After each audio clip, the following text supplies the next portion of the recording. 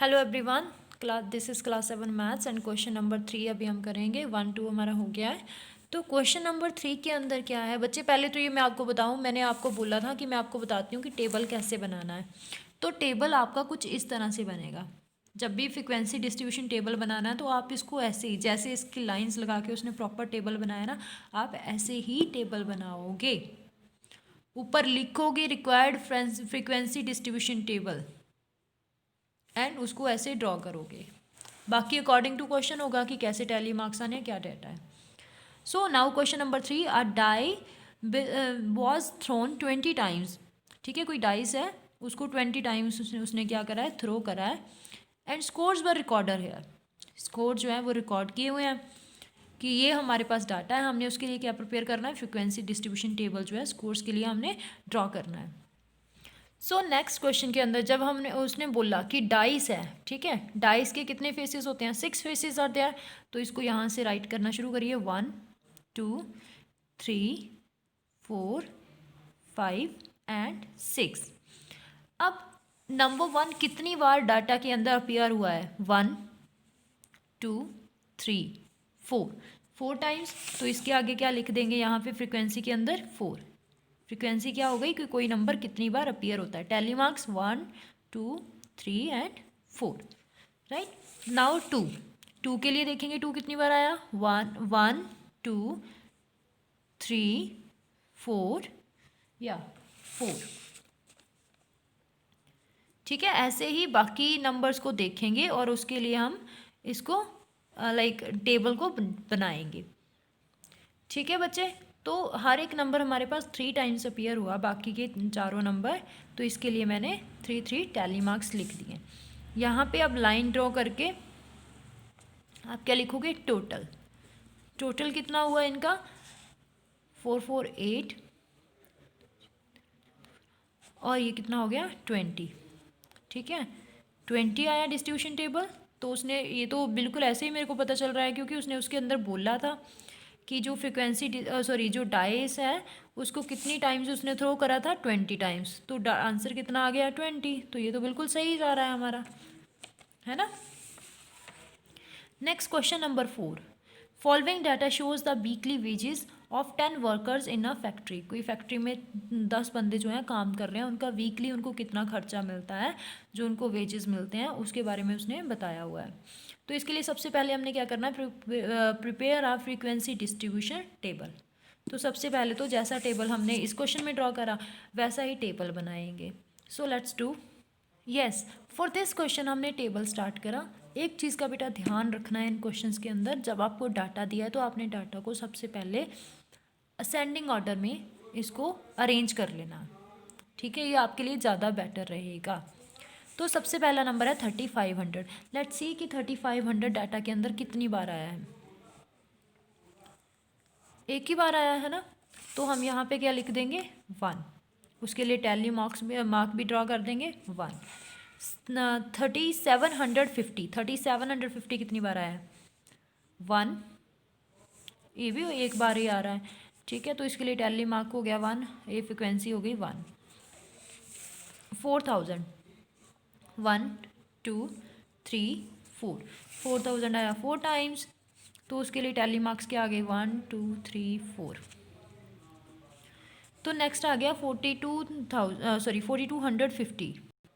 तो ये हो गया ना हमारे पास, मैंने सबका लिख लिया काउंट करके। अब इसका टोटल करो, 4 + 3 7 8 9 10। सो टोटल क्या आ गया इसका, 10।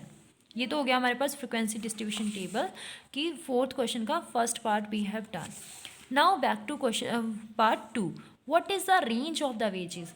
रेंज मैंने बेटा आपको बताई है कि रेंज हम कैसे निकालते हैं, सॉरी थोड़ा जल्दी में हूँ, गलत हो रहा है। रेंज क्या होती है, largest value minus smallest value, largest value minus smallest value. ठीक है, तो हमारे पास यहाँ पे डाटा की फ्रिक्वेंसी की नहीं, डाटा की लार्जेस्ट वैल्यू कौन सी है, 4750। स्मॉलेस्ट वैल्यू कितनी है, 3500। अभी आपको समझ आया मैंने क्यों बोला कि इसको असेंडिंग ऑर्डर में आप अरेंज कर लीजिएगा। तभी आपको ईजी रहेगा ना ऐसे पिक करना फिर।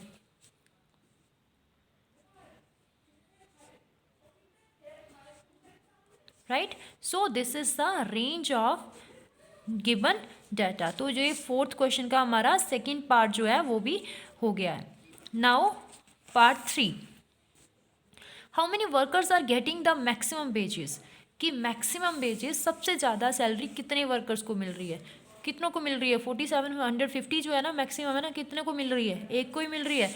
तो थर्ड पार्ट का जो आंसर है दैट इज 1 वर्कर।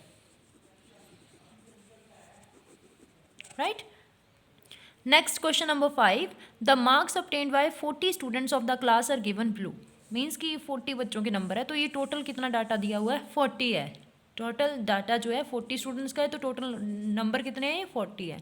तो इसके अंदर कंस्ट्रक्ट करना है पहले फ्रिक्वेंसी डिस्ट्रीब्यूशन टेबल। सिंपली हम पहले टेबल बनाएंगे जो आपको आता है, ठीक है। तो फटाफट से बनाइए और पहले इसको अरेंज कर लेना बेटा। अरेंज भी क्या करना, आप देख के ऐसे लिख सकते हो। सबसे छोटा नंबर 10 है, उसके बाद देखो कौन सा आ रहा है, 20 भी आ रहा है, 30 भी आ रहा है डाटा के अंदर, 40 भी आ रहा है, 50 भी आ रहा है, 60 भी आ रहा है, 70, 80, 90 तक आ रहे हैं। So I have started with the table. So here बेटा see this number 10। Now go to the data and check how many numbers 10 is repeating. Sorry, how many times 10 is repeating. 10 is 1, 2, and then only 2 times. So we will write in frequency 10 is repeating 2 times, and we'll write tally mark for this 1, 2. So in this way we will count all the values and will write the frequency and tally marks for this. So in this way beta I have written all the values. Now in the end what we will do, we'll do the total.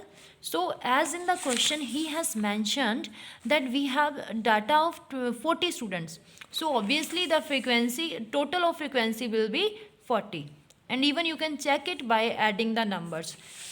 Next, so this is the question number 5 part 1. Now question part 2. Okay, now next is find how many students have marks equals to और more then 70। अब हमने देखना है कि कितने बच्चे हैं जिनके नंबर 70 के इक्वल हैं या फिर 70 से ज़्यादा है। राइट, 70 के इक्वल कितने बच्चों के मार्क्स हैं, 5 plus greater than 80, sorry equals to 80 4 equals to 93, तो कितना हो गया 12। So in this way will do third part, how many students obtain marks below 40।